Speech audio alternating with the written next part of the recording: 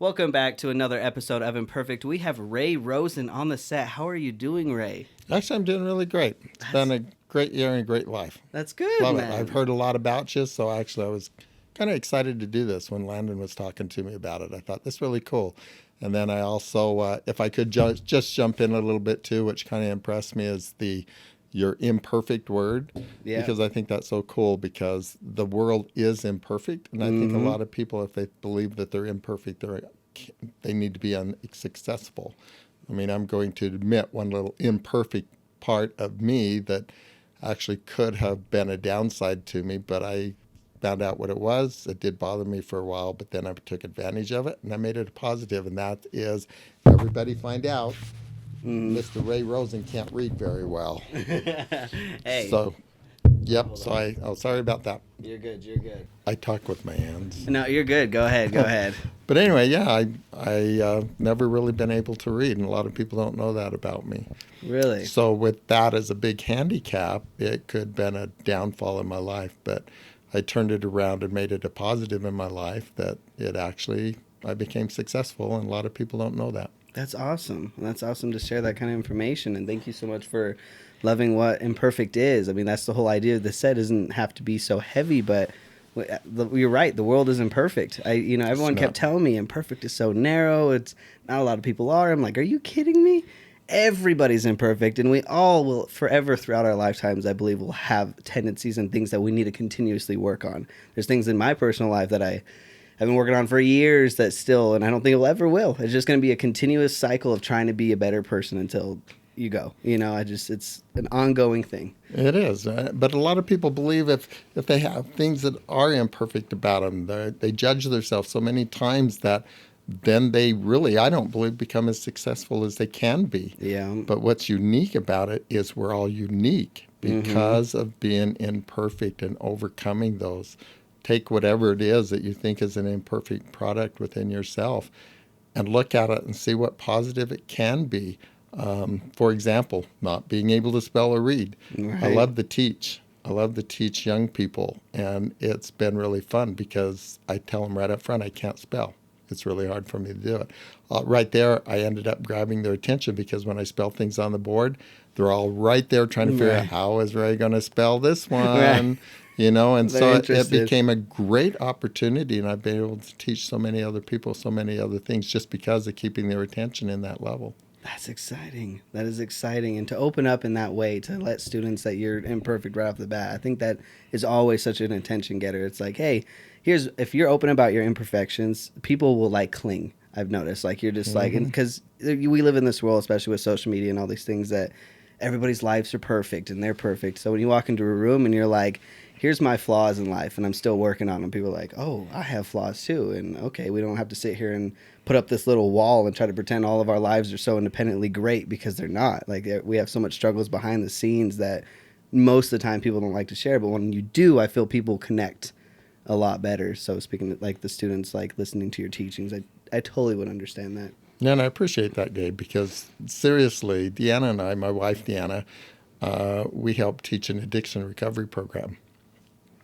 And it's so awesome, because what has made is everybody's coming into that class with an imperfection, and we all become one united family. And I'm sure that everybody that's watching your videos and your YouTubes, if they look at their life, when they find somebody that has that same problem or an issue that's close to it, they're able to watch them, learn from them, gain from them, and be able to walk forward so much stronger than just keeping it to ourselves. That's the whole point of all of us, I really believe, being here. Yeah, I believe that's a great point, and I absolutely love that too. And because Ray owns a business, so we're going to jump into that. But before we do that, how long have you been running that class that you were just discussing? We've been doing it for almost 3 years. Wow. And it has just been fun. I'm an emotional creep, okay? I really Please do get share. emotional on a lot of things.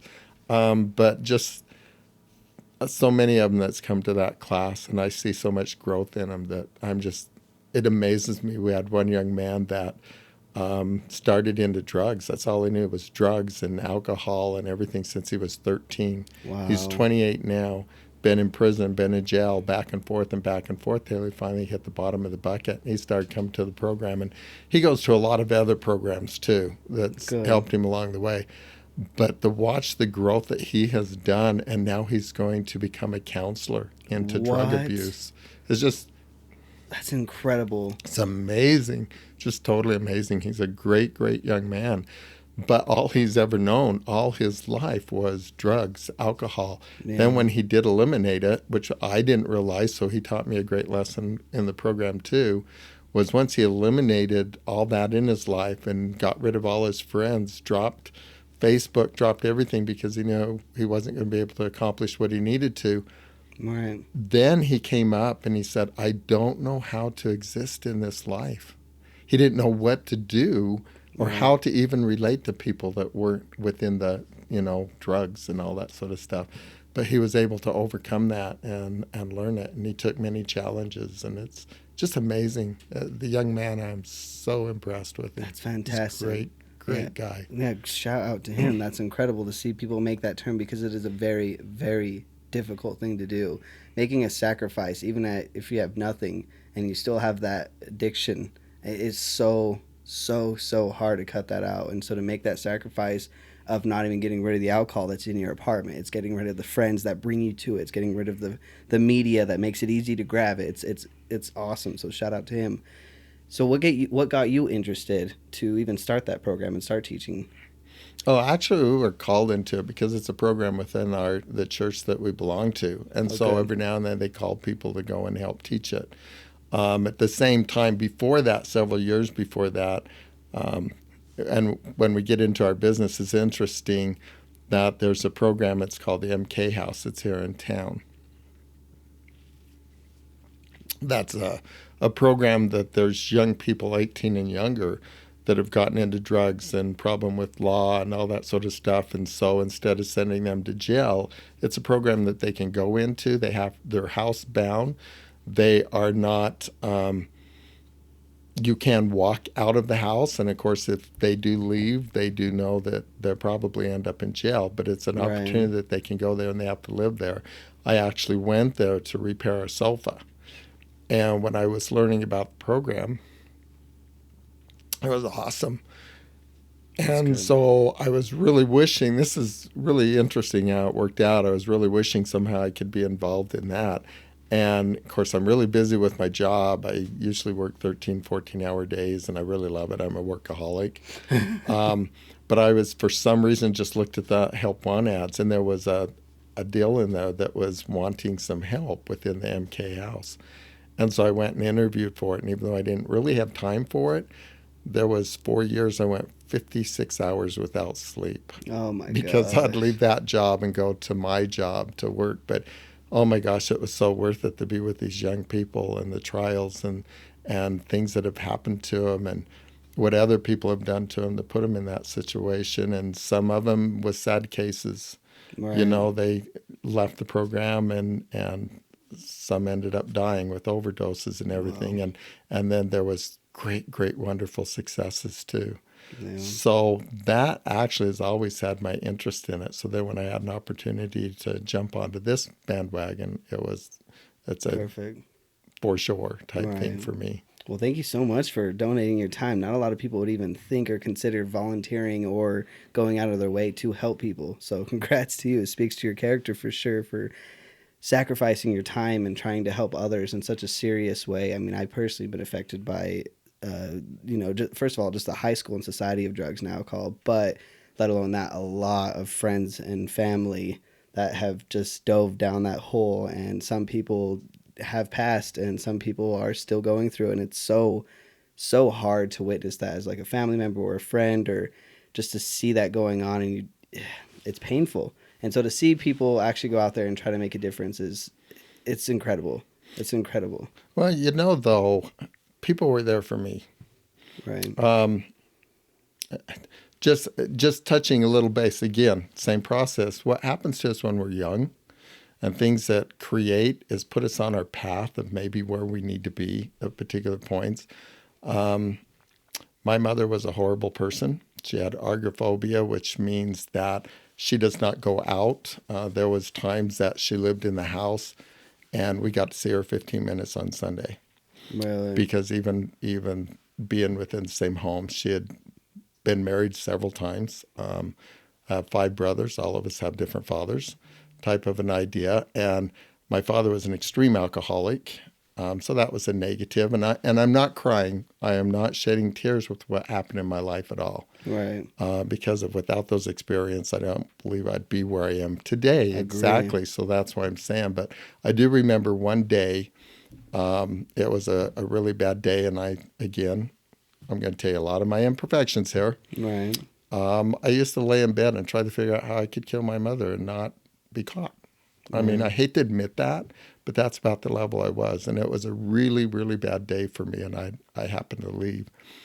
And a stranger saw me. And he was a great turning point. He felt like he needed to come up and talk to me, thank goodness. And so I was at that point, and I just kind of bore my soul to this gentleman. And he gave me great advice. He sat and listened to my story. And then he looked at me and he said, well, I'll give you a little information. He said, you cannot choose your parents, but you can choose your children's parents. Mm-hmm. That was a turning point. And so as you look at those things and how other people, you have no idea what little comments you may say and things you may do for somebody that's at that point that needs that involvement. Mm-hmm. And so a lot of times that's why I like to do what I do, because hopefully I can be that one person that may alter or change and give direction as he was. Right. That's fantastic. And I wish I knew who he was. You don't know who he was. I still Never to got this day don't. I don't know that he would ever understand the impact that he has made. And not only on my life, but on so many other people because of the change I made and on my own family. And exactly, it's a ripple effect, and that is It is. It's fantastic. awesome. So that's why I love imperfection. And as I watched some of your videos, I thought this is really cool that the impact you can have on somebody else. We can judge another dumb story again. You know, I was that nerd in high school. You know, I worked a lot. I really didn't know very many people. You have the desire to know and have friends, you know, type thing, but that wasn't in my cards at that time. And there's people for years, you know, that you look at, and like this one guy that was in high school, I call the Greek god. I was the nerd, the skinny little guy that, you know, that everybody just kind of poked on the chest. And he was what I call the Greek god, a really good looking guy, muscles that never quit. I mean, people really liked him. He was very, very popular. And I used to look at him, and I wished he would never taught me this lesson, but I used to look at him as I did many people and think, why couldn't that be me? Oh You yeah. know, why can't that be me? How many of us do that? Uh, Right. the lesson I got from him was 2 years out of high school, he came down with a disease that put him right into a wheelchair to where he had to be fed, had hardly any life at all, if you can call it that. Wow. And as I looked at him and I thought, and I used to wish I was him. You know, so we don't know what other people are going through or what's going to happen in their life. So somehow we need to figure out what we need to do with our life and ourself and become positive with that, and then try to make a difference in other people's lives that I believe that you are, that impact is. I still always judged myself trying to wish I was other people. I always seen my own imperfections. But again, that's why I kind of started watching your YouTubes, because there's also another one out there that was called Special Books by Special Kids. I don't know if you've seen that. As I listened to these stories of these kids, oh my gosh, I will never judge myself to somebody else again. And I wished I would have seen that years and Oh years yeah. and years ago. Oh yeah. So what you're doing, I think, is awesome. Well, It's thank wonderful. you. Thank you so much. But comparing yourself to other people, I mean, that is what this day and age is. Social media is exactly that. It's how great you can be, how great you can perceive your life to be, is people taking the best pictures, sharing the best posts in the most exotic places with the best and cleverest captions, and the showing off their money and their things. And it's such a thing that you naturally, even to this day, I'm like, I'm happy where I am. I have a lot of goals and a lot of places I want to be and a lot of things I want to chase and achieve. But even to this day, I get on social media and you compare yourself. You're like, why don't I have that? I'm 24, about to be 24 years when I graduated college. It took me 6 years. This guy, it took him 3 years. Why? Like, what am I doing wrong? And why do I struggle with learning and educate? There's a lot of things you just naturally compare yourself. But if you can be aware of that, and like you said, be aware of these imperfections and try, like I said, these things that I just don't think I'll ever fully achieve, but I can continuously working on. Like, I can't, so many times I'll just be scrolling and I'm like, start that mental process where you're like looking at something and you're like, why don't, you know what? No, just turn off your phone. And I'm like, I'm just going to go play some video games. I'm going to get my mind and just go do me. And then you feel better and you enjoy your life. You're just so used to looking at your phone and comparing when you have all of these great things. I have an apartment. I have a great fiance. I have 3 amazing cats that I love. I have, everything. It's just, I feel like I have everything that I need in life. They're just things I want to achieve, of course. But going off of that too, when you say that being that stranger that can make that impact too, I love that because it really does. There's multiple sides. There's the bad and the good of that. Mm-hmm, Is when you exactly. when you interact with somebody, I think is, I read this quote where it's like, you're a bad guy in someone else's story. And I think that I'm like, I've never been a bad guy. I've never hurt somebody. And I'm like, wait a minute. And I started really thinking in that, to that exact point. It's like, what about those times I wasn't having my greatest day or something, and maybe someone from school or something like asked me something. I'm like, dude, get a life, bro. Like, leave me alone. Like, I don't know if I've ever been that extreme, but I'm sure I've had like negative days where someone, especially when I worked in retail, that I probably impacted someone else because of just me having a bad day.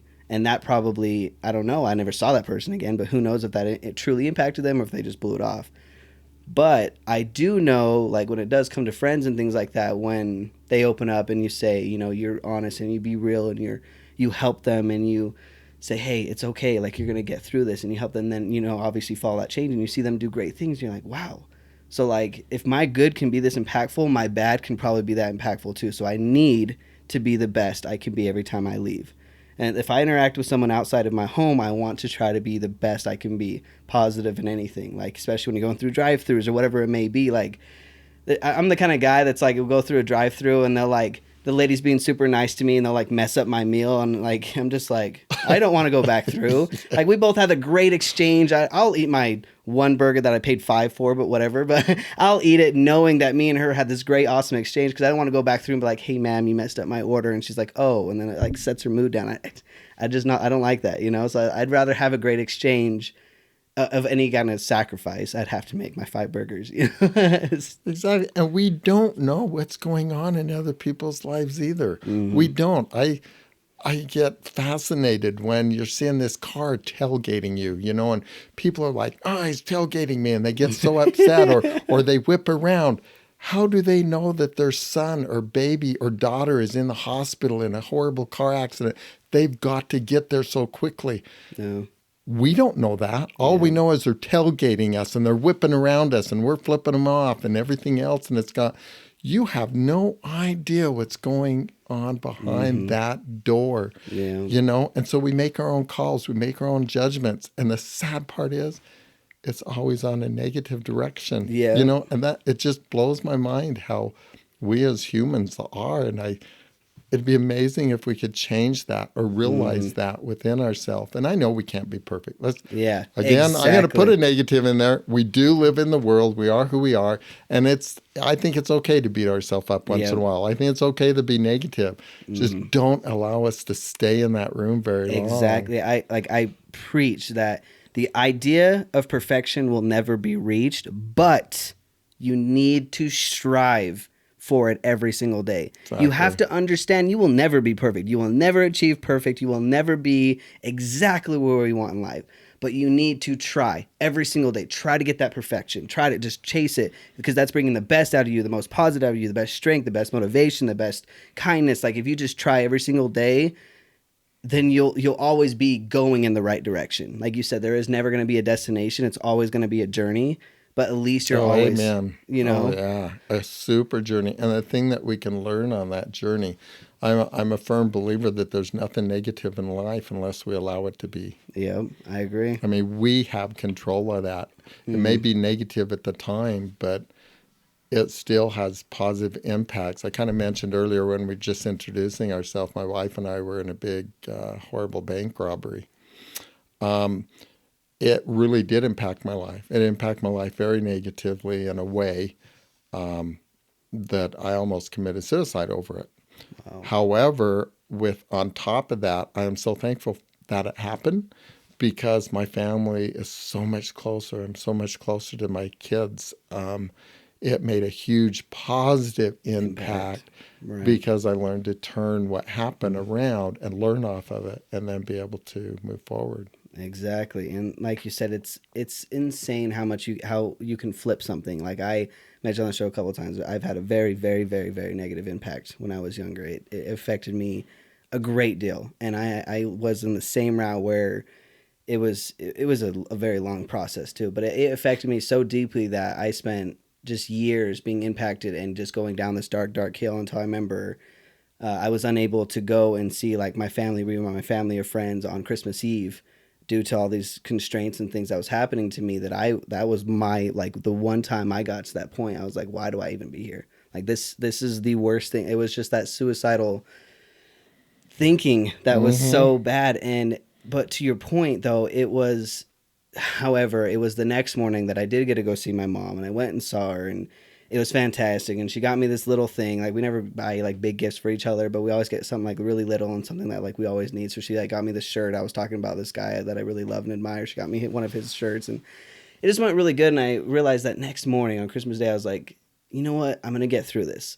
And so I finished this whole process. I got done with it, put it behind me, and now like it is impacted me just like you say you in so many positive ways. I'm like now I'm closer to God. I'm stronger. I feel greater. I feel like I can achieve anything I want. Like I'm done with like the dating and woman life. I'm gonna find me a fiance. I'm gonna do all these things that I want to I want to do things now, and I'm like motivated. And never to this day and like ever will I ever get to the point of suicide. I just know because it's like you make that switch. Like once the switch is on, it can't go off. Like it's locked. Mm-hmm. Like I will never get there again, no matter how low. And I've had plenty of lows since then. But it's like to me, it's just like life now. Like the worst things can happen. Like oh well, I just lost a $4,000 gig. Oh well, our car just broke down, and Yes, oh yeah. this. And I'm just like it's fine because tomorrow you never know. I'll get another gig for a $10,000 gig, or you never know. So it's just like just keep moving on because great things will come. But again, like we said, like the perfection you have to understand life won't be great. Life won't be perfect. But if you just strive to be the best, then you'll get over anything.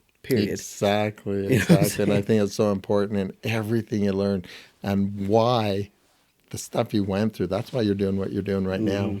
Mm-hmm. Yeah, thousand That's why you're percent. doing what you're doing. A thousand And you percent. just don't know the impact this may be in 50 years, Yeah. or where you're going to be at in 50 years and what other advancements that you've made. It's awesome. I It's just love exciting. it. Has its ups and downs, but it's great. It is great. Well, thank you so much. So we talk about it though, this business you've started and how it like tell us about it. What is your business? What's the name? All that good stuff. Actually, our business is Ray's Custom Interiors, which I wish I'd never put Ray on it, but I did because of when I started it. I've thought about ditching it several times, but my wife won't let me do that. It's interesting how I got into it because it was not what my field was going to be at all. I actually wanted to be an art teacher in high Really? school. That was one. Another one, I hate to say it, I wanted to be a mortician. That one was really A intriguing to me. mortician? What's And I was. I'd love to have been a mortician. That would have been a great one. I couldn't do that because of my family dynamics. And back then you had to go to school to Portland, and I oh just couldn't be gotcha. gone for 2 years. So then I went into art education. Well, that didn't work because, again, reading was really Oh hard. yeah. I made it through high school, and I'm really impressed on how well I made it through high school. Even in high school, they didn't know I couldn't read. It's only been the last few years I've actually started admitting it, Right. type thing, and making it a positive in my life. But anyway, I did make it through that. But because of having to work full time and school full time, that wasn't cutting it. So I quit that. Well, what happened was I really am into old cars. Oh my gosh, an old car, they are my best friend. And it's an old 53 Chrysler is what it was, and the interior was shot. The body was in great shape. I literally played Gone with the Wind and ripped the drapes off the wall and recovered these seats with my drapes. What? And I was 19 at the time. And so then when it was hard with school and everything, I knew I had to do something Right. because I wanted to be able to raise my family better than I Hmm. was raised. You know, we were welfare people and that sort of stuff. And I Right. didn't want my kids to be raised like that. And so I thought, okay, the next best thing is I want to do something with my hands. So back then, ISU had an upholstery program. So what the heck? So I took this upholstery program when I was going to school because I knew I wouldn't have to read too much. It was mainly working with my hands and Right. remembering things. So I kind of got started in that, but it still was not my goal of having a business into it. Um, I was working at Lamb Weston at the time and then went to work for Kraft Food that was here in town.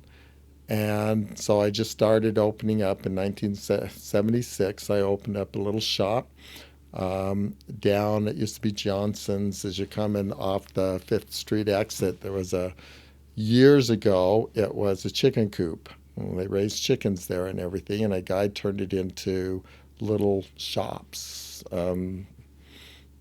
Not shops like you go to a store, just places like myself, just doing Right. something on the side. And so I rented one of those, and and then I kind of grew out of that. And then I rented a place that was out at Tyhee, same type of principle. It was ironically a chicken coop at one time too. No.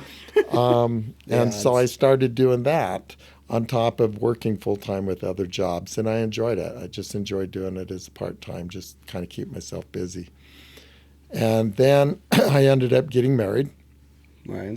to my great wife that has been such a great support in the whole program. And I was working at Kraft and we built us a home and I built a shop in the home so I could still just do it kind of part time. And when we went to get married, I was working swing shift at the time. And so I normally got off at 11 o'clock and I was going to be married the next day. Right. And so I tried to get that night off and they wouldn't let me have it off. And not only would they not let me have it off, they made me work overtime 2 hours. Oh And we had to gosh. be in Salt Lake by 6 o'clock in the morning. So, yeah, so that was a fun one. And so that started off on a bad note with my wife, but that was okay. And then we ended up um, had a different place. And so we went and Right. built a home, and she was with mortgage companies. And so she was going on training, wanted me to go with her California. So I asked to get that off. And of course, that was turned down, and that really made her mad.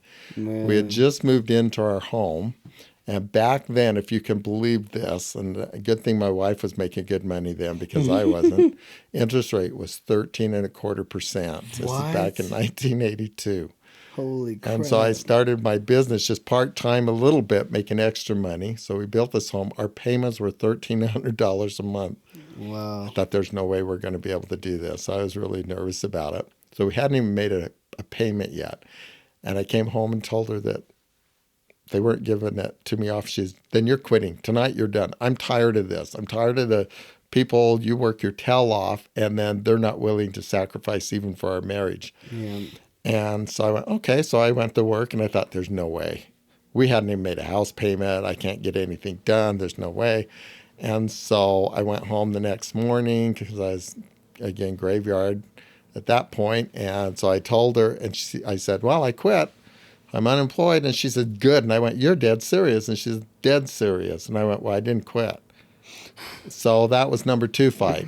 That was number two. And so I had to get back in the car and go back to work and tell them I wouldn't be back to work anymore. And so Really? we quit. And so what we were going to do is I was going to be a home dad.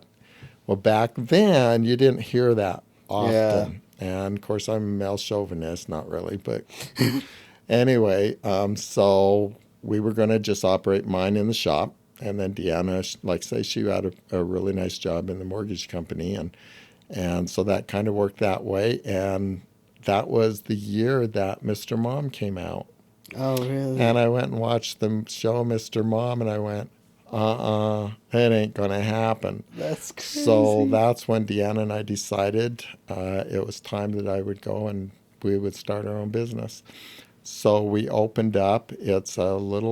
We bought a little building that was close to, it's in between what H&R Blocks is now and Commercial Tire on Yellowstone. Oh, okay. Yeah. Very little teeny building. So we bought that building and we opened up. And that's when I decided, I'd just get into some interior design. And we'd also start getting into draperies and start getting into some of that area besides the upholstery, because I Right. just wasn't too sure where it was going. If anybody's going to start a business, and I watched your YouTube with a gentleman, I can't even remember what his name was. Jason. Jason, he was starting his business and he was talking about all of the paperwork, and you were too, Yeah. and the problems and the issues this first year, and I wished Mm. I would have known, and Yeah. recommending going and talking to people. Oh yeah, let me tell you, been there. I did do some research before I started the business, and it was interesting because the business said most people will quit in the first year because they get this big thing that a business owner, money's always in the bank and your time's always your own, and blah blah Yeah. blah, and we can Oh, go yeah. on forever and ever on that one. And so when they find out that's not what a business is, they close the doors after the Yep. first year. 100%. If you can make it 3 years, you possibilities are going to be successful, and you Mm-hmm. will do good your fourth and fifth year and your seventh year to prepare for it, because it's going to be another hard year. Let me tell you, it was all true, all Yeah. true. But That's Deanna and I, crazy. with that, we dedicated, we would not close the business until 3 years. At the end of 3 years, we'd make that decision. Right. And so it was rough. It was really rough. I will not lie. I worked a good probably over a year without one penny of income. We was taking money out of my wife's income to support the business. Yeah. It was tough. It was tough. We sold everything. I walked back and forth to work from, thank goodness, we only lived about a mile and a half. Winter, whatever, I walked early in the morning. I walked home late at night. To the point, just a little side note, there's a canal next to it, and at night I used to walk in it when in the winter to break the deal. I Uh, tripped one time over what I thought was a clod of dirt, and so all winter I was stepping over this dark shadow that was in there. In the spring, I found out it was a young lady, an Indian, that was missing, and she oh overdosed on my paint and gosh. died there. And so I was walking over this lady all winter long, That practically is the evening. terrifying. Yeah, so there was lots of different things, but then eventually it started moving up, and it started going up, and we moved out of that building and moved into a building that we grew out of that one and moved into one across from Smith's and Chubbuck for a long time. And I was planning on buying that building and bulldozing it down, buying that whole area, and possibility if I could build an office complex kind Oh, of too. nice. And so that was our intention. But the people that owned it, we were talking to them about buying this little building, and he was going away on a fishing trip to Alaska with his family, and so we were going to discuss it when he came back. And he came back. The problem is he died of a heart attack on the way home, so it Oh, was kind of a wow. sad case. But I told his wife I didn't want her to make any decisions right up front. 16 years later, I realized I was in the same spot renting when I wanted to build. So we decided to build us a new building, and which is on Flandreau Drive now, next Franklin Lumber, and it is done, very well. It has been a hard road. There was a lot of times I wondered, what in the world am I Mm, doing? yeah. It is struggle being a business owner. It has its ups, it has its downs, but I've been thankful I did it. That's exciting. That's how we kind of got started. So it was not going to be my intent. And then my wife actually got involved. I think we were in business for 4 years, and I needed help. And so she decided she wanted to come to work for me. And 6 months later, I was working for her. So she had that plan very well. Yeah. But she has, in all honesty, she really has been the brain of the business. It's She, isn't it great how helpful fiancés and wives can hmm actually be? I mean, when you say all those things, like we were using my wife's or your wife's money and her income to support the business, that's exactly how I've been my first year of business. I needed. I mean, because she works 2 jobs, and so there's times I'm like, oh man, I need to get this piece of equipment so I can do this gig, and it's like $1,000, and so I'd have to pull her income, and right now it's like I work, live, and go to school on campus, and so I can just, I don't need a car, since I work, live, and Mm-hmm. go to school on campus. But when I have gigs and things like that, I need to travel outwards or go like out of town to shoot weddings or whatever it may be. I need a car, so I'll borrow her car, and then she ends up having to Uber to work. It's been just so crazy, but with her sacrifice and her help, I honestly couldn't have said like I would have been where I am now. And same thing too with the first year of business. I was not making profit. In fact, my goal was to charge undercut everybody in the business so I can just like get my name out there, say, show my good work, try to get out there a little bit. And it worked, because this year I'm expected, we'll see, to actually turn an income after, $20,000 of equipment and things. And, you finally think you got everything, and then, oh, you need this piece of equipment. Oh, you broke your lens. It costs $500 to fix it. It's just like, like you said, the ends Non-stop, nonstop. especially the first few years. And we was talking about Ray, of why I wanted to take the name off. That's one reason why I wanted my name off. Because people see the name Ray. Oh, Ray is successful everywhere you go. Oh, Ray this. Oh, They know Ray by Ray, type of an idea. And it's not, yeah. This is a two-way program with my wife and myself. And I feel so bad because I don't feel like she gets hardly Any any recognition. credit. And she struggled so much with all my imperfections and my Mm, issues. And to this day, she's still like, okay, yeah. and I'm one of these type people that I have so many imperfections. Oh my gosh, if I even started on them, you You're would not the only croak. one. Yeah, but she learned them. And so at work, one of my imperfections, if you want to call it that, is I'm early everywhere. I am Right. a nervous wreck until I'm there. Right. To the point when we was married, it was an hour early, Oh type of man. an idea. And so if I have an appointment I need to be to, I freak out if I'm not on my way within Right. 10 minutes of me being there. And Yeah. so I'm not a pleasant person. And she just knows that imperfection. And goes, well, you deal with it, Yeah. type of an idea. And so, yeah, she's been a great person, and she sees my weakness because I'm sorry a lot of times, and I Yeah. shouldn't put this out there either, but I would give stuff away, and so my Yeah. wife keeps the reins on me so that the Mm. business can stay in existence, Yep. you That's know. exactly. And that's another hard thing that maybe we could touch on is in business. It's really hard to be, because I can definitely see you're a nice guy, a genuine nice guy. So when it comes to business, there's so many times you can't. You got to be a very like this You is it. do. And I did that so many times when I'm like, people will be like, I'd be talking to a wedding client for a month, and they're like, okay, let's do this price. I can't do anymore. Like, we're broke and we have a kid and our house payment just came out and we're really struggling. And I'm just like, you know what? I'll do it. And plus, $400 is more than zero. So, I mean, I'll take it. And fiance's like, babe, you can't do that. People around here charge you $1,500. You cannot be cutting yourself that low. I'm like, but babe, they need the help. And what would I be doing that day anyways? And so she's And it's consistently trying to true. be on you. But It's but that business side of it, it's so hard to be hard. Like I can't sometimes. Like you have to like get on people and chase them, and that's why legitimately big businesses have a whole finance department, because you have to get on these people, get them to pay, and chase them, because like you said, it's like, oh yeah, like people will see like, oh look at you got a $3,000 gig, and I'm like, do you know how many emails and text messages for months I had to fight to get them to pay, they because get they that. wouldn't pay, and I had to call them and text them and call them and text them, and then go down there and they'd make $100 payment out of their $1,000 thing after 4.5 months, and I'm just like, it's so hard, but you're like, you have to get to that point, like you need to pay. I gave you, I promised my end. You need to promise yours. You need to pull up on your end. But then they Exactly. give you the sob story. Oh, my house, my this, and you're just like, it's not really a sob story. People do go through things, but you're stuck in that position. It's like either you're an a hole for being like, give me your money right now. You owe me. Yeah, It's you been become six the months. bad guy even though you did your Exactly. part. Yeah, yeah.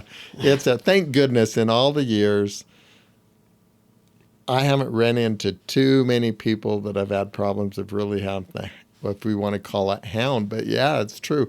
And people don't realize either when you're talking about that $3,000 bill.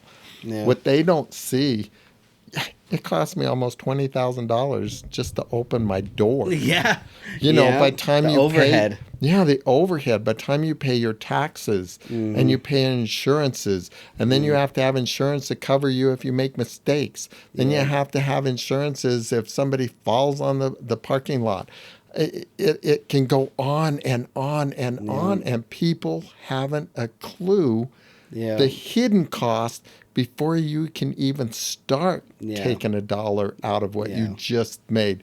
So this $1,000, $3,000 job you just did, you're walking away with $200 in your Yeah. pocket. Yeah. I Literally. mean, literally, but people see the Yeah, they see the $3,000. gross profit. They don't see, oh yeah, $10,000 sounds so amazing. Well, guess what? 3,000 straight to the government. You don't even see that money, you know. So Yeah. it's $7,000 left. Oh, but you had to pay two guys. Okay, let's say $6,000.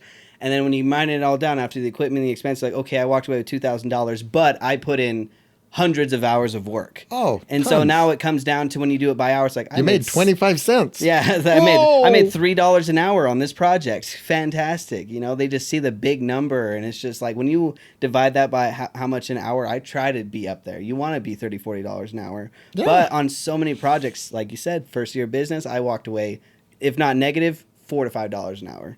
And I'm like, this is negative. Yeah. My first year, I honestly made nothing.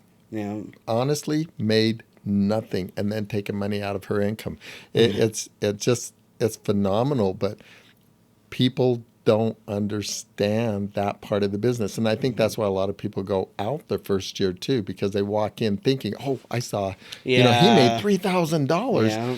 But they don't realize that all this hidden stuff. People don't realize as a business building, we pay double for our electricity. We pay Really? double for our water. It's not like what you pay at a home. Right. Anything that's business, oh my gosh, Yeah. they It goes- just triple. My building to build that thing was $500,000. I don't have a fancy Wow. kitchen in it. I don't. That's the building, not the land. I don't have a fancy kitchen. I don't have a fancy bedroom. I don't have fancy showers. I don't Yeah. have all this fancy stuff that you could imagine would be in a $550,000 home. You walk in my shop and all it is walls. That's it. I mean, and the bathroom is definitely a worker's Yeah. bathroom. Yeah. You know, but just because it's a business, everything quadruples in price. Yeah. And I think if people would kind of sometimes understand that it's a business, Yeah. I'm not out to make a whole bunch of money, Right. you know, and I do have nice stuff, and you know, I like nice things, but my wife and I save up a long time for them. We work hard Yeah. for them. I'm a workaholic though. Yeah. That's what I hear. So I'm really bad, and I'm trying to get over it. I'm going to the addiction program just for me. But it's true, because I literally go to work 4:30, 5 o'clock in the morning, and I don't go home no sooner than 6, and a lot of times later than that.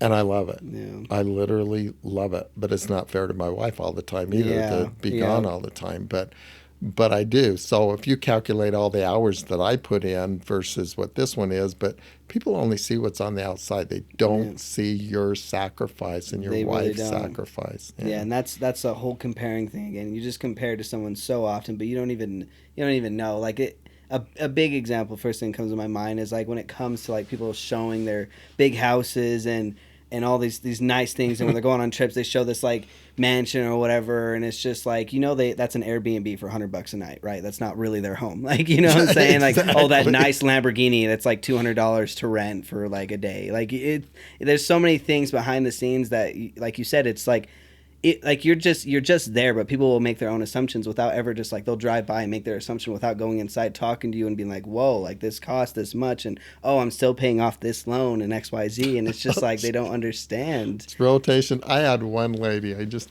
could not believe, because I work a lot of hours. That was 6 days a week, and then I finally have a lot of jobs out of town too. So I thought, okay, I'm going to close on Saturday so I can do my out-of-town jobs on Saturday. Or if I want a breather day, I'm going to take it, right? Right. So I come back to work one morning, and it was Monday, and I was listening to the answer machine. A lady was cussing me out. She left a message. If this is the way you work, then I don't want you doing work for me. And I thought, you haven't a clue the hours I put in because of what we see from the outside instead of really knowing what's going on between the walls. And people in general just have such a tendency to be the manager mom, you know, and just be like, you know, where's your manager, you know, and it's a pain because they just don't understand it's their first thought is it's always selfishness. I feel like every time like especially when I worked retail for 3 years and someone comes in and let me talk to your manager because I can't return it or something, and it's just that attitude. What I think it is just selfishness. They don't take a second to realize, like, when people come running in and yelling at any employee at a retail store, they don't understand, like, that employee has absolutely nothing to do with not being able to make your return or make you happy with whatever service or product you weren't happy with. Yep. I mean, when I worked at Dick's Sporting Goods, they'd come in and, oh, these $200 shoes like had a hole in them in a week and I need to return them. Like, oh, I can't return them because they've been worn. I'm sorry, we have a no return policy on shoes. And they're like, what? This, and they just yell and curse out on you. And I'm just like, there's like a corporate, right? Literally $1 billion corporate that makes all these decisions, and they have them and then their CEO and then their bosses, and they're all the way down to the store manager and to I'm just an $8 an hour employee. Like, what do you want me to do? I can't, and that's just like on the outside when you work retail, but same as a business is when you promise, like, on your end again, it's like, oh, you shoot a video, and they go, oh, I don't like it. I'm like, okay, but I promised you this video, and I'm happy to re-edit it for you. Like, oh, no, I don't like it. I think I should get it for free. I've had this happen with a wedding client. Like, the wedding video ended up being terrible. I don't want it. I want my money back. And I'm like, okay, but you saw my work. You said you liked it. We made a contract. You signed it. No refunds. And I paid X amount of money to go a state away to go film your wedding, and you want your full refund. That would put me negative when I covered my end because you don't like it. And come to find out, someone that was at the wedding overheard her saying that she was just going to complain to get a free product. She was like, yeah, like there's a couple of things I'm going to niche on and try to get a free product out of this. And I'm just like, and then of course she did. She ended up really coming through trying to say that it was a terrible this and that and that and this, even though the wedding couple were pretty happy with it. This was the mother, of course, that I'm dealing with. And it's insane. Again, the same thing with being a business owner, trying to be a nice person. I caved. I gave her half her money back and kept the other half. But I feel like I was completely right. I did everything in my corner properly.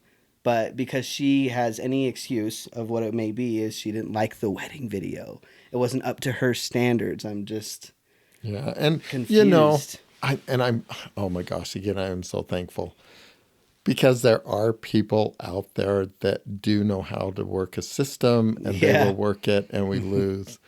And I have been so grateful with our business, because what I love about our business is when I give them a bill, it's not like they have to write a bill out to replace the water heater or the motor on the car or something. Right.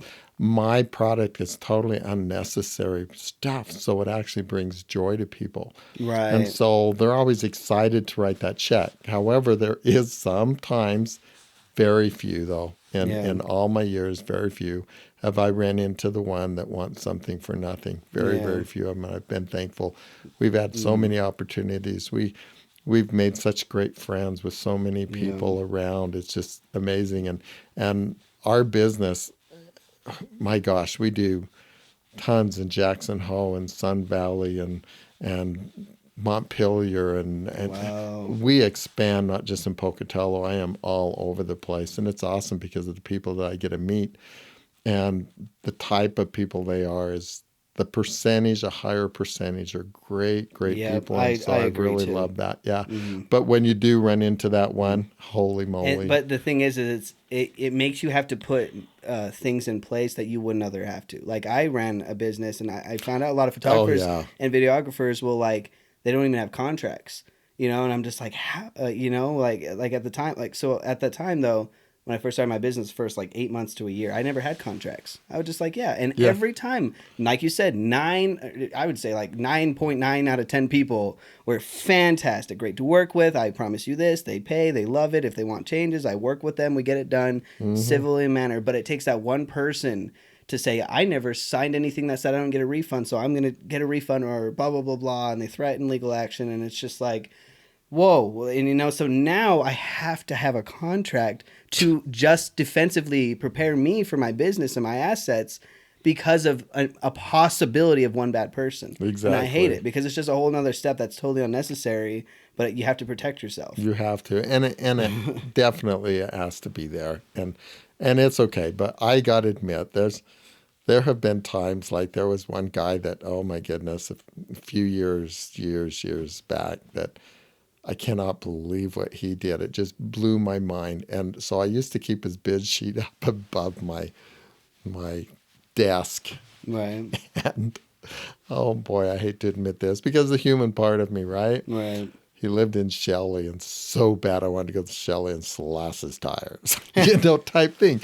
The human part of me's wanting to do Yeah. that, and I kept his Oh bid yeah. sheet right up on top. But 2 weeks ago, I finally crunched it up and threw it away. It was so old, it was starting to rot, you Meh. know. And I'm glad that I may have those thoughts. I'm so Yeah. thankful I don't react upon them. But Oh yeah. oh my gosh, I love the people that we work with, and Exactly. yeah, See, they're those are the people that keep super. you sane in your business Hmm. and happy, because the other people can just drive you Yeah, crazy. well, I'll tell you how I overcome that a lot of times. Again, when you're imperfect, Mm. whatever the imperfect part of you, whether it's mental, physical, whatever it is, you can find ways to overpower it. For Yes. example, that one, how I overpower, is I look at them and honestly, I'll lay you, Gabe, that you can think of 1,000 people that try to abuse the system, whoever they are, and they still have nothing.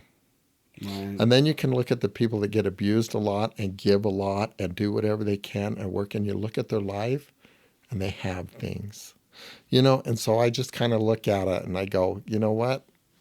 They're the ones that actually are losing. They're the ones Right. losing out. I'm not. They may Right. have taken advantage of me at this point, but you know what? I'm still not losing out. They're the ones Right. that's losing out. Yeah. And so when you look at that, it's like, it's okay.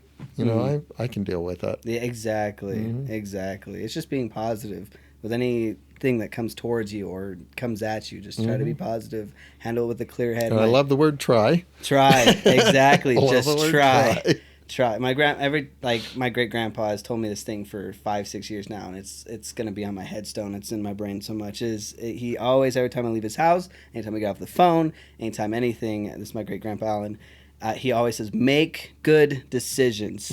Make Yeah. good decisions." Since high school to now, and I'll tell him a story. I did something wrong or blah blah blah. He said, Gage, did you make good decisions?" And I was like, Gramps, I didn't, but I'll remember next time. Okay, Yeah, but you so also got to look at him and say, Grandpa, but is that your decision or mine? And yeah, they say, great. You know, there's that's a true. difference there. You're not Yeah, my good Grandpa. decision would be different. Your good decision might be buying Mhm. some nice car. Mine might be, I don't know. A nice system Yeah, to yeah, continue doing this. yeah. Yeah. It So, depends. yeah, everybody's good decision could be different. Yeah, but I will make So, my good there decisions. you go. Make your good decision for you. Yeah, Yep, exactly. it's great. So I want to talk a little bit too when you're talking about your business, just so we kind of put it in context. Like upholstery, like what kind of things do you do on a normal basis? Because I don't know too Normal. much. Well, I'm far from normal, But so I don't know. But no, in our field, it's really fun. Of course, we do reupholstering. So if somebody has a nice, good piece of furniture, it's always worth putting the money in to recover. A lot of people will look at it and go, "Oh man, I don't know if this sofa is worth or chair is worth recovering because I've had it for 35 years." And I'm looking at it. Let's see, the arms aren't falling off. It's totally sturdy. It's raised all your kids. It's been abused. How many yeah, homes has it moved from place to place? And you know how bad that is on furniture. And it's right. still holding together, and you're wondering if it's worth recovering. You know. Yeah, But just because our human part of us take it's 35 years old, so it's not worth it. yeah, Well, trust me, I'm old, but I think I'm still worth keeping. But the whole aspect of it, that's what you want is that high quality. Because honestly, you can go buy a sofa for $200 if you want, yeah, or you can yeah. buy a sofa for six, seven, 10, $15,000. They Mm, may to look at the outside appearance, they may look the same, but they're not. There's a reason that $200 one only lasts you 2 years, and then you end up having to put up with it looking like crap for another 3 years before you can afford to go buy another one. Where if mm, you put the money out on front for a nice one, especially to recover it, you come out ahead because recovering on an average to recover a sofa, by the time you get fabric and labor, you're about $1,600. Well, obviously you can buy a new sofa for that, right. but it's the construction, the frame, the quality that's in it, just like anything in life, you know. Mm, Granted, if there's a point of your life that you only want to buy the $200 sofa, obviously, because you're going to be moving a lot. right. You're just starting off in life and that sort of stuff. But once you're established or get going, it's worth putting the money out. So we do that. But the cool thing about recovering, a lot of people think, well, this is what the sofa looks like, so I have to recover it the same way. You don't. I Right. redesign them all the time. Right. Totally redesign them so they don't even look like the same piece. Because all I'm interested in is the framework, the spring construction, that sort of stuff. But we custom make furniture. People can bring us pictures of And a you can piece of build it. furniture and we can duplicate it, Wow. make it whatever size they are. We're making one right now for a lady that's very small. She can't find small pieces of furniture, but she liked the particular style. So Right. we're able to make it small. I got two pieces I'm working on right now too that the woman is quite large, not big and heavy set, but she's just large structured. She Mm. wanted a large chair and everything that she can be comfortable in. And Oh, so cool. she showed us pictures, designed it, we changed it, so we can create whatever anybody wants. And that's always fun. That's Awesome exciting. thing about that, my own mental thing is if I died tomorrow, it's kind of cool because I feel like I'm going to still live on for a little bit longer because somebody's always going to have that piece, Peace, type yeah. thing. Mm-hmm. But we also do draperies. My book, I love a lot of people nowadays stick with blinds, and we carry all sorts of blinds and shutters, motorization all the way through. But a lot of people just put those on the windows now. It's kind of a modern look. I'm definitely a textile person. Right. Fabric to me is like a detail work in a painting. It creates the emotion of the room that it is.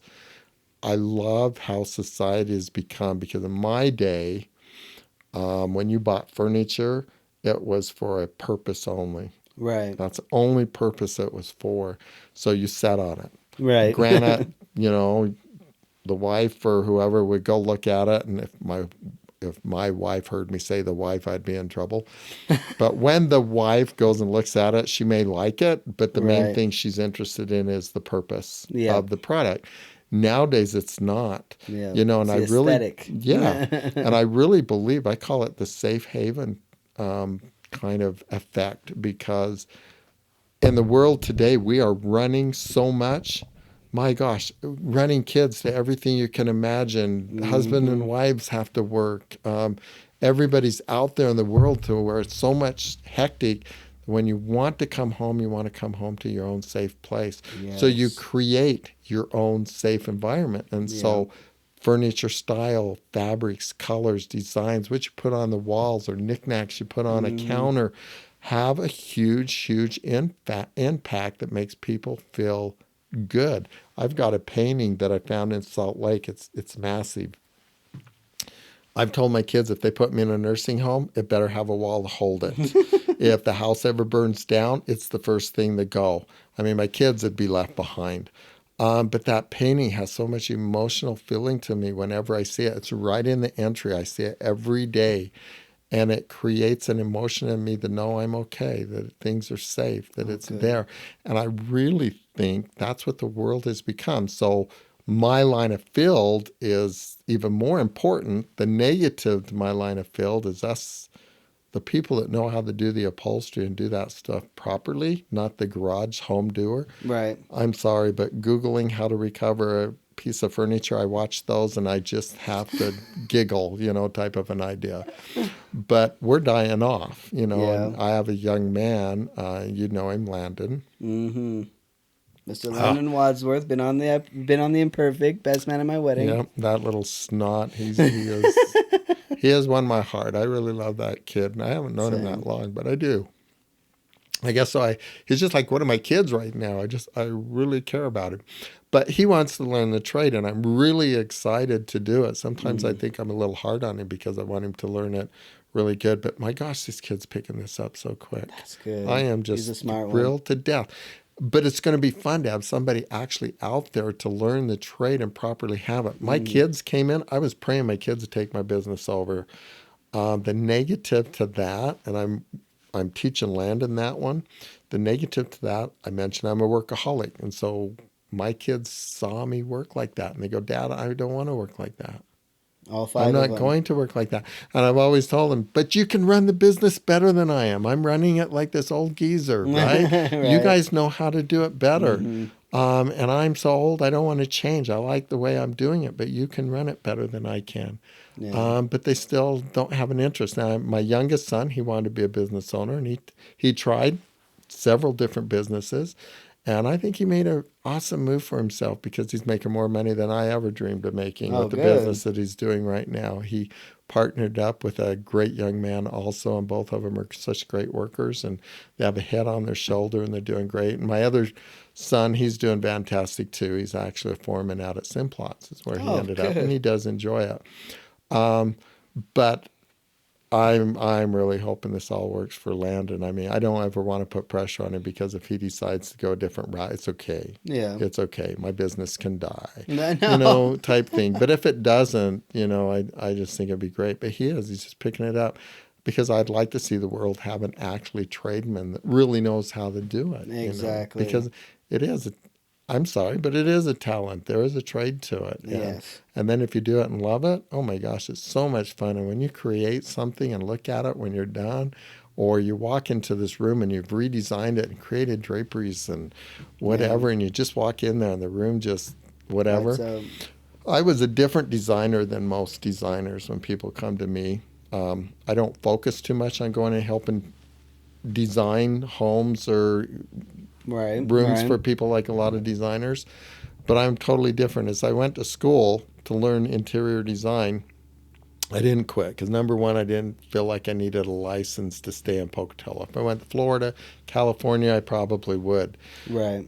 But I used to get so angry with the instructors because this is what's in, this is what you need to do. And I'm going, no, you don't. If your family was killed in a green Cadillac and a green Cadillac was in that day, is that what I want you to live with? Yeah. Yeah. No, you don't. And I'm the type that I learn the person first. I find out what they like, what makes Right. them feel good, and Agreed. what colors are awesome with them. Yeah. And that's what I focus around. So a lot of times, if you go into a place that I decorated or designed, you wouldn't know it was me. Where a lot of designers, if you go in, oh, I know who designed this, Because it's similar. because they kind of stick with going through. Yeah. Not all of them, but most of them. I'm sorry to say, and so I'm totally different than that because I believe it's not my home, it's your home. I don't care Yes. what's in, I don't care what's out. It's what's in for you. And Exactly. that was a main thing. Yeah. And when you speak about that YouTube thing and learning how to do it or whatever, these people trying to learn a whole trade, it's like, oh, I can do that myself. DIY. Which there's times you could do it yourself, Mm-hmm. but like you said, what comes with the talent is you can learn something or at least the basis of something, but there's a difference, like you said, when you have literally 20 plus years of experience and you go in there, you can talk to somebody and find out what they like without that they probably don't even know.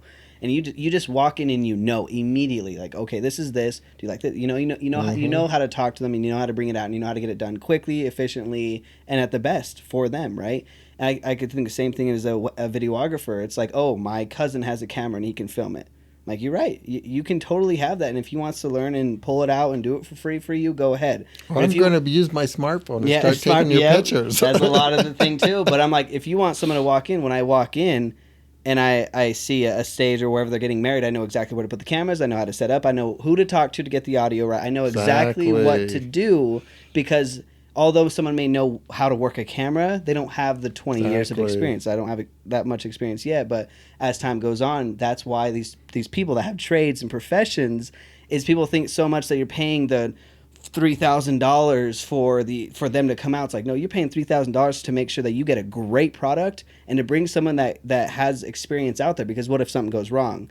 It's like, oh, like, I don't know how to get the footage off the thing to the computer and edit. Like, I don't have a program and I don't even know how to use it. And it's like, well, that's why you hire someone like me or a professional videographer or photographer, because they understand the equipment. Even if, like, for example, like this has happened, like, oh, my cousin shot our wedding and he lost our footage. And I'm like, does he have the SD card?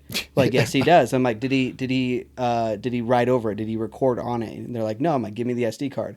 I have software where I can go in and find that footage, even if someone deleted it. I can go in and get that footage for them and give it back. They're like, whoa, like, how'd you know? I'm like, I've deleted footage a couple of times, believe me. And a lot of times you It's get the practice. person that knows what they're doing. You're paying kind of up front, but in the long run, you always save money. We're working with some people in Aberdeen that they're redoing their home.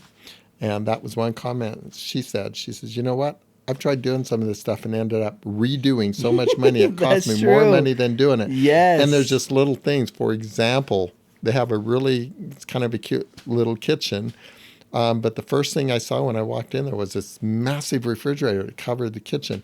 Where it was against the wall, right behind the wall, is a built-in like pantry. They weren't even using. So I said, let's take that out and cut the hole in and put it reverse the back. refrigerator in there so you can see your kitchen. I never thought of that, Yeah, So there are exactly. things that you will see other people don't know are available. Because you're trained. Exactly. Like you said, you walked into a room, you're like, like that's immediately it. It's like, oh, I can't film in our office, it's too small. And I walk in, I'm like, okay, we put lights here, put this here. Like, Yep. you're already thinking about it, It's crazy. But yeah, so you guys do cars too, correct? We do. Well, I'm going to say kind of, sort of now because my brother's been working for me for about 28 years or so. And I trained him in it and he does a beautiful job. And I'm planning on staying around till the day the Lord tells me I got to go home. So I'm not Right. planning on quitting. Landon's probably hoping maybe eventually someday. No, really. But he was working for me for a lot of years, and I finally, a year ago, decided he needed to start his own business because he's a lot younger than I am. So I did take my automotive, I took my boats and canvas shop and everything, and I grabbed my whole list of all my clients that I do because we do a lot of different things for clients besides people walking in the street. Right. And I just handed it over to him and I says, you no longer work for me, you work for yourself now. And so we still do it within my shop. So if you need that work done, you're still getting it done by the same person that did it when he worked for me, except for he's out on his own now. And so Does he do it I'm out of his excited home? for him, so I hope he does it. Pardon me? Does he do it out of his home or is he still just Nope, in your he's shop? still in my shop. Yep, he Gotcha. still does it back there. He leases back, Oh, cool. a spot in the back, so he's still doing it. Right. So you can still come there. I really don't know his hours because sometimes he's there and sometimes he's not. Gotcha. Well, But you can always get hold of him on his cell phone. So right. Well, the reason I asked is a story for you real quick is me and my great grandpa had a blue truck when I was mowing lawns, and I had this little blue truck, and I was doing really good in the lawn mowing business, and I wanted to upgrade to a nice white four-wheel drive truck to do better in lawn mowing and all that stuff. But with this little blue truck, it was cute. We called her Dory from Finding Dory. She was a cute little truck. But we got to a point. Dorian. Yeah. So, but we got to a point where we wanted to sell it, and I noticed that the seat was like all ripped up, And so I remember we were going around town, and this is my only experience with upholstery to this day. But I remember we went into Ray's, and we're like, oh, like because we had numerous people like, oh, Ray's is the best, like go on there, right? We went in there, and they're like, oh, like I can't remember, it wasn't you. I know for sure it wasn't you, but it was somebody else working. I think it was a younger man, I'm pretty sure, but because this is about 4 or 5 years ago. But when we went in there, they were like, "Oh, we can do it, but it's going to take a couple of weeks." I'm like, "Man, they're doing so good. They have weeks worth of work. That's awesome, But of course, I wanted to sell the truck. So, long story short, we find this guy that's doing out of his home. He used to, I think, worked at Home Depot or Lowe's or something. So, and we paid him extra to get it done ASAP because we had this buyer that wanted to look at it, right? And we did, oh my gosh, the work we had to do to find someone to do it, because we needed it done within 24, 48 hours. We needed it done. Finally find this guy, and we get it done. We pay him extra. We're doing all this stuff, and we finally go meet the guy to buy this blue truck, and it's this farmer, right? And he comes up and he goes, this is terrible, but he comes up and we're like, yeah, we got it done for you. And he's like, oh, it's perfect, I'll buy it. I was like, oh. It's like, so we start filling out the paperwork. It was like, we had to go and get this seat fixed for you, man. He's like, oh, I would have bought it with or without the seat. I'm like, he's just like, it's just for my people to go out on the farm and drive it around, and it's going to get all dirty and broken up anyways. I'm like, we spent a week trying to get this fixed, calling every upholstery place, even going out of town and calling people and blah, blah, blah, blah. And we finally get it fixed for the guy just to be like, I would have bought it with or without. I'm like, well, there goes $500 for no reason. Yeah, well, I had to admit it. We're usually, like in the furniture, I'm usually 3 to 4 weeks out, Once I start a piece of furniture, it's interesting. People go, oh my gosh, you got this done so quick, because it's, once I pick it up, usually within 3-4 days they have their sofa back, so that's good. they're not without it very long. Where a lot of upholsterers, I think, they're so scared they're going to lose a job that they pick it up and then it's just sitting in the back room forever, and I don't believe in doing that. But But yeah, we're usually booked, and sometimes there's a reason why some people are booked and some people aren't, but we won't go there. But keep him busy. That's good. Yep. That's good. That was Yep. just like It's this little great. funny story that was just a pain, and then just trying to get this seat fixed because we thought no one would buy the truck if it was all ripped up. Just And to have a usually that's the farmer. case. But, let's go back to that. I'm sorry to jump off the subject here, but this ticks me off to no end. You're important. Are you not? Yeah, I think so.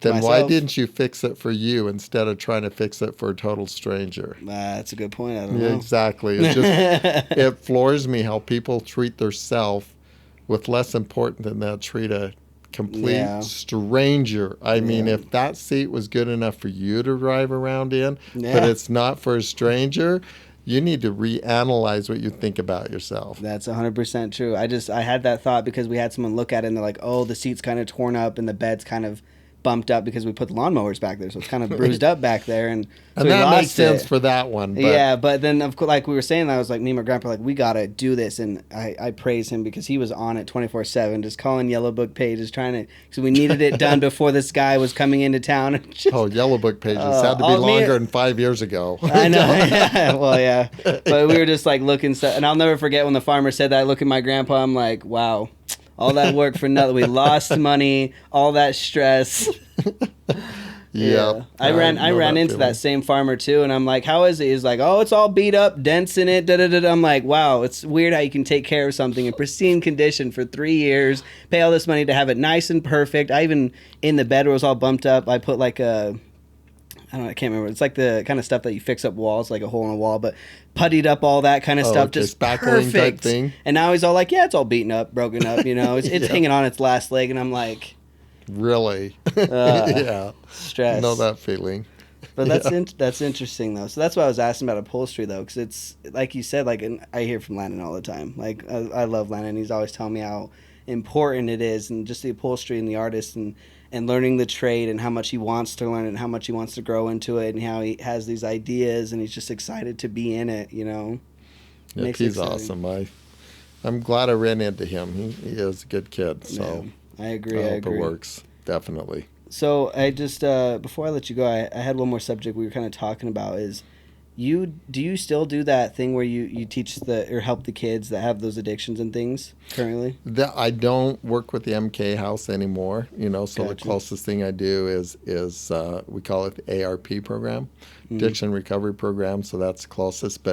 And the cool thing is with that one, it's really not a teaching type Right. of a thing. It's just being there for them. Right. And then we read out of a book. It's kind of like the 12 steps, like in alcoholism. And then we let them share their stories. And that, I think, is what helps other people. But eventually, a friend of mine, Mr. Lance Peck, we have talked about it, but we want to start because one thing I really, really do enjoy is, again, we're going to jump right back to our imperfections and how negative we are on ourselves. And so we want to start a program that is going to be a motivation program for ourselves. And so take it as being selfish. I'm mainly doing it for myself, and then if other people can help. And so as soon as we're kind of done with the RP program, we want to get started in that and then have meetings maybe twice a month or something that we can come and just share our experiences and stories and help each other find better ways of liking ourselves, find better ways of helping others achieve that same type of a goal because we all have so much potential. Mm-hmm. We just really do. And it's really sad when I see all this potential. And again, just because of how we're raised when we're small, we carry that crap with us Forever. And we do. And we may never, ever, ever get over it. Yeah. My gosh, I'm 64 years old and I still have so many imperfections in my life that I continuously deal with every day. But yet now I don't want to see people go as long as I have without knowing the ability that you can learn to overcome. Not totally, but at least learn how to work them in your life. Not have to live like I have with it all my life. It's not fun. It is not fun. So we want to start this class, and we'll probably just have it. We're thinking twice in the evening, twice a month in the evening, and I just think it'd be awesome to have people come and share things that they have learned and experienced and their issues and their problems, and how this person over here may have that same issue and problem, and Yes. I overcame or learned to deal with it by doing this type of a thing. So I'm actually looking really exciting to do it and see that interpiece within all of us. There's and I have it. I love it. It's a rock, and it's the ugliest thing you ever saw. And if it was laying on the ground and you was out on a hike or something, you'd look at it and just think nothing of it and walk right by it. Mm, And so I have it cut in half because the inside of it is beautiful. that's exciting. It is just beautiful. It's this beautiful peacock green and blue, and the swirls in it, and it's all polished, and it is just unbelievably beautiful. But when I lay it down with the rock face up, you probably would walk in this room and just look at it and think it has absolutely no No me. potential. Yep. But if you picked it up and turned it over, your whole life would change, because you would all this stuff would be magnified because of the beauty that it holds. And I really believe all of us is that same person. Yeah. We all have those beautiful things within ourselves. I know there's some people that don't and Yeah. probably never will, but there's more of us that do than don't, and we No. don't even realize it. And so I guess it's a goal of mine to help other people realize it before they get to my age. Right. And that's again speaks to your character. I love that you say that, and I love that you're trying to help people. And that's why I wanted to bring it up is helping people and thinking outside of yourself in your own world, because we do have our own lives, like you said. Yeah, 5 Mm-hmm. kids, a wife, and a business. I can only imagine. And Jason, the guy that you were talking about, I mean, he has 6 kids. Yeah, I He's saw it. going to Six school. kids. He has 6 kids going to school full time. He's doing YouTube as well, so that keeps him busy. A wife and a full time business. I mean, he is, and oh man, it's just crazy. But when your life gets so busy and you actually look outwards and trying to help people and volunteer and do these things like that, that is like the goal, to help other people, to give your time back to the world. Like, I have so many ideas for this and the business that I've already started things like, just obviously the general thing of what this whole goal of this podcast is, but even with the business of, like I want to, oh, if you help me get work, I'll give you $100, a referral thing. Like, I'm trying to give back as much as I can, because I think, like you said, is you don't want to be older and you don't want to regret these things. And so it's not, I used to think like, when I make it big, I'll give back, but like, what if you never, what if you never do? What if you never become a billionaire to buy everyone's like school It tuition? doesn't take Yeah, money. yeah, exactly. It takes time. It takes It takes time. That's interest. exactly what I learned. It takes time and the thoughts of doing it now. And every little way you can give back now helps. Like I have a classmate that struggled with math, so we'll get together, and of course it helps me too. But I'll help him and tutor him and do these things that can help each other and grow each other. Just because, like you said, it's just the time that you can commit. It's like, again, like with how busy things can be. My brothers, I never hang out with them, but I try at least once a month just to, hey, let's go out to a movie, let's go do something, so I can spend time with them, talk to them, see what's going on in their mind, and just encourage. It's just those things that we can do today. And that's why I absolutely wanted you to come on, is because I think you're a great example of that. Is it's just volunteering my time to give back, to help these people, to help these kids, because you're right. I think everybody has potential.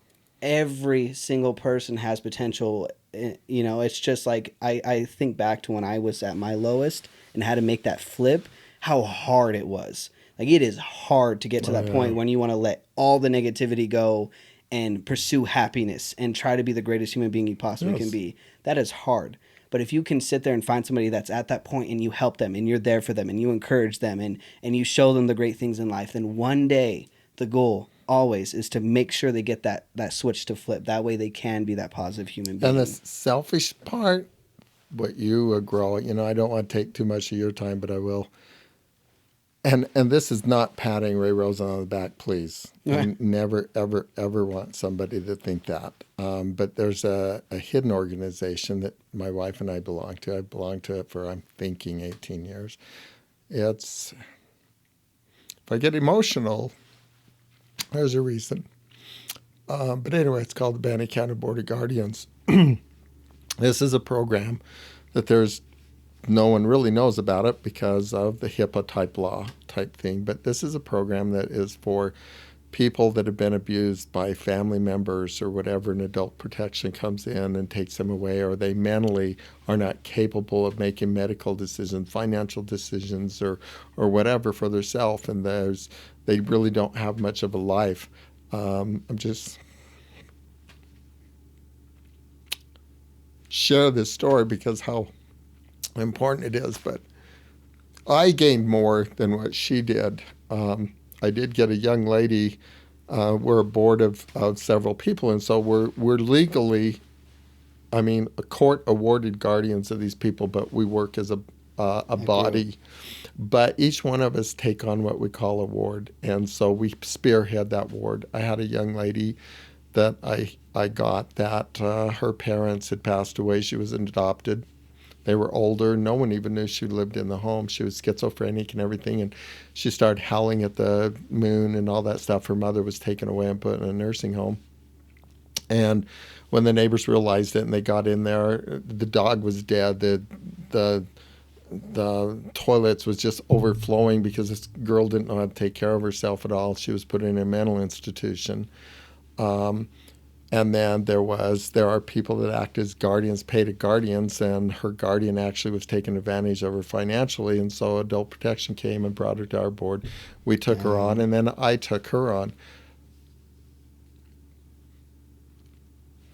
When I first met her, her hands were clasped together and her head was down, and she rocked back and forth, and for her sake, I'll call her Mary. So I'd say, Mary, what do you want? And she would just whisper, I want to go home. I want to go home. I want to go home. And I found out that she did have a home that was close to the college. It was an older, kind of wore down home, but it was awarded to her. And the money she was getting was coming from a retirement that was her father's. And then she received a little Social Security. Now, on our board, we may take care of their finances, but financially, we don't give to the program because they have their own. We just help manage it for them. But anyway, so I wanted to move her home. I went and saw the home. And of course, it was a total mess, needed completely cleaning. The director of where she lived wasn't a mental institution at that time. It was kind of like a halfway house. Refused. The doctor refused. Even our board refused. And I said, what do we have to lose? This woman has nothing. All she wants to do is go home. Her capability was anywhere from 13 on down, depending on what it was. And she was so bad that if like the bottle of water that's sitting on the table, if I moved it 1 inch, she would freak because you have to move it back. You can't do it. So I finally got it okay that I could get her home, and I got into, it was called independent living, that would come in 1 hour at night, 1 hour at noon, and 1 hour in the morning, help her get dressed, help her get ready for bed, help her clean. But as I met with Mary, almost said her name there, and her mental capacity, I told her, I said, now, Mary, you have to do everything I say, because if you don't, I have to bring you back. You have to keep your home clean. You have to, keep yourself clean, because she couldn't even change her clothes because that would freak her out also. Right. So we did move her home. I put a little peephole in the window so that if somebody went to the door and they knocked, because I may need something repair or whatever, they would tell her Ray sent me. And that was the only way that she would open the door. Really? And I did have her go out once a week grocery shopping with independent living. They would help her. Other than that, I put TV in there. I put radio in there. She did nothing. She didn't want any of that stuff. She put thousands and thousands of puzzles. Really? Amazed me. It's what she enjoyed doing. So it may not be the type of life I wanted, but she was happy that she was home. She stayed home for almost 13 years. Wow. And Wow. to think that she would have been in a mental institution before she died, at least she wouldn't talk too much, but if you asked her how she was doing, she she would give you a little bit. She's okay and doing fine, or these things that she desired. But to know that you can have an effect on people's lives is not just for them, as selfish as it is. I learned so much from her. Right. She was awesome. She ended up getting cancer and passing away a couple of years ago. But it's not just taking time out of our life to give. What you can get out of it is just overwhelming on what it can do for your life.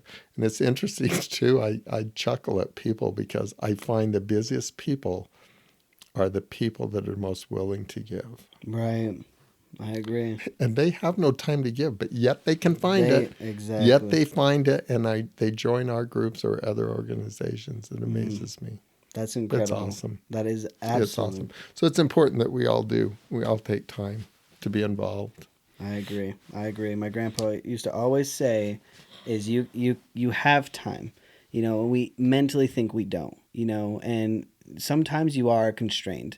Like I said, I mean, just going back real quick to that example of my friend that has 6 kids and going to school full time, running a business, wife, all those things, is he's able to take time to, give me rides home when I need it, on like when I have things, or when he want to have him come over and do a podcast, or to sit and talk for an hour or two after class, to be able just to kind of catch up and help me if I'm going through something or I need advice with whatever it may be. It's, realizing how he will take time to do that, even though how busy he is, because we really do have our own time. We control our own time. Exactly. We really, really do. We can do what we want if we want to do it bad enough. And I hate it. It's like, oh, I can't see your grandpa this weekend. I'm too busy. And it's like, like, I realize too is it's like it's just the matter. It's like when you say like, okay, maybe you really don't have time to go up to grandpa's house for 8 hours. Okay, you can't sit and talk. Yep. But to go up there for 30 minutes during your lunch break or something and visit with him, like that will mean so much more.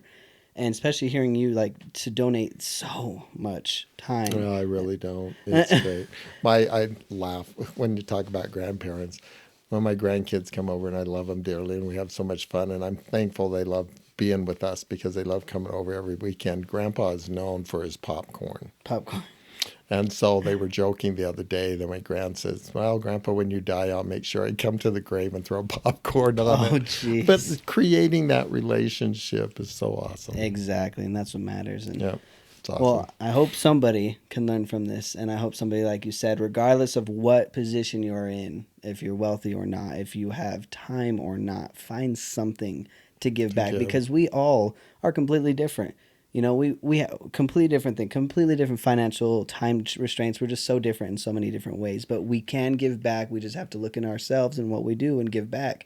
Whether it's like, I already own my film business and I'm in college, right? And that's normally do it. You get your degree, then go on to pursue it or whatever. But I feel like I have a lot of knowledge that I can give back and sit back. Like, hey, you're thinking about doing a film give? Like, let me talk to you for an hour real quick so I can just kind of give you some experience with clients and things like that, because college does have a tendency of teaching you the trade and not really real life situations, because when you have a couple of those, you can really give back. But giving back in absolutely any kind of way, time, financial, like you said, it doesn't have to be financial things, but any way you can think of giving back, I would persuade anybody to do it, because it doesn't have to be, like going down to the soup kitchen for 8 hours. You don't have to do that. But if you're talented, if you have things that you don't need, or if you have ways that you can help, even with family and friends, I feel like in this world I'm doing this, like you said, like I have family that I haven't seen or we'll see 2 times a year, and we live in the same town. Yeah. I'm the very same way, but it's reaching out, trying to go out, or seeing that your uncle is posting a thing. Does anybody know how to do drywall? I'll pay him or whatever. But hey, I'll come over and talk with you and help him do drywall for a couple hours. Or when your grandpa calls, all this dirt, there's water pouring underneath the house, blah blah blah blah. Do you know anybody? Well, I'll come up and. Well, granted, he made me come up, but Exactly. But it's just being willing. So I think that's the biggest thing is we can hit. It's great. Not. You'll never get to a place that's like you said, this perfect place where I'll have all the money and time to give. You'll always have something. You'll always be busy. You'll always have things. So make that change now, like today. Give back, help somebody in any kind of way you possibly can. Just do it. Just do it. Yep, it's great. I love it. But Ray, Holy crap. Thank you so much for coming on to this show and sharing your thanks for having me. knowledge. You have so much to tell, and I learned so much today. So thank you so much for giving your time and your energy so we can actually hopefully influence somebody to stay away from starting a business. No, No, and same thing to you, because I mean, talk about time. How much time you involve in all this is amazing. Well, totally amazing. So I wish the best for you. I hope it really gets going strong, and a lot of people learn from it and the impact, and you may never know the seed that you sow. I hope so. I hope we can impact people. Thank you so much. Thank you for coming on the Thank you. podcast. Appreciate it. Have a good day, guys. We'll See see ya. ya.